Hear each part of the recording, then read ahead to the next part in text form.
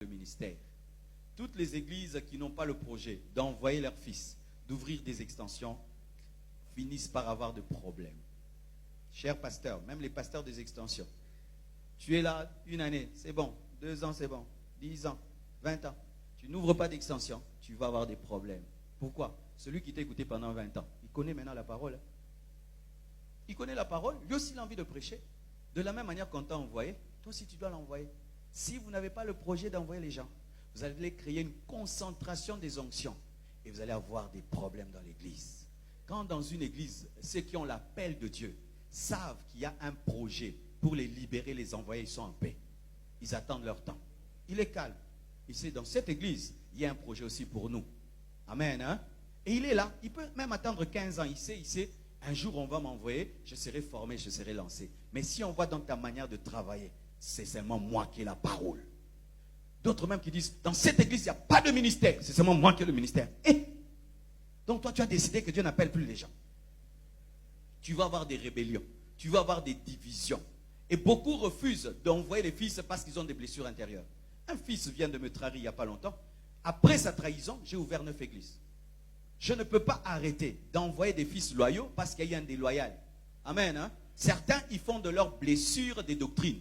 Ce n'est pas parce que tu es blessé dans le ministère que toi, tu vas prendre une décision. Dieu n'envoie plus personne.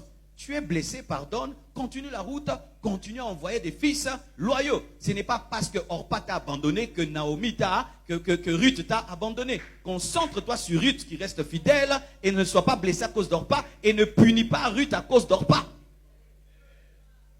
Ne prends pas des décisions dans le ministère sur base des blessures. Parce que si tu as, année après année, les fils grandissent, toi tu n'envoies pas et tu ne donnes pas la chair aussi. Tu n'envoies pas et tu ne donnes pas aussi la chair. Maintenant, mais oui, c'est la vérité.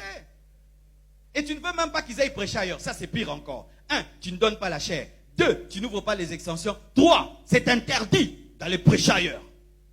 Vous devez seulement m'écouter. Non, quand même. Ça va faire la constipation spirituelle. D'ici là, je vais commencer à envoyer même des gens qui ont 4 années de conversion. Parce que Jésus revient bientôt. Les apôtres n'avaient que 3 ans de conversion. Jésus les a envoyés. Est-ce que nous sommes supérieurs à Jésus? Je viens de rencontrer un jeune garçon. Il vient d'organiser un événement qui s'appelle Child of Christ. Vous avez entendu parler de ça? Il a réuni 8000 jeunes. Je lui ai demandé, tu as combien d'années de conversion? 3 ans. 8000, papa. Si Dieu est avec lui, Dieu est avec lui. Mais nous, on fait 20 ans.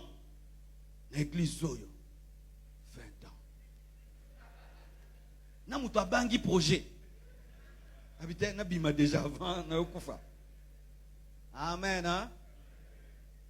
Un corps respire, expire, respire, expire. Quand nous mangeons, il y a des choses qui sortent. Pareil aussi, si toi tu accumules seulement, tu accumules, il n'y a pas des gens qui sortent. Même, ça fait même peur aux gens. Il faut qu'il y ait une histoire dans l'église. Ah, tu sais tel, il est devenu pasteur. Tu sais tel, il était président de l'intercession, il est maintenant pasteur. Tu sais tel, il était modérateur, il est maintenant pasteur. Tu sais tel, maintenant c'est lui qui est là-bas. C'est lui qui est là-bas. Les gens ont l'espoir, ils disent que moi aussi, un jour j'irai quelque part. Amen.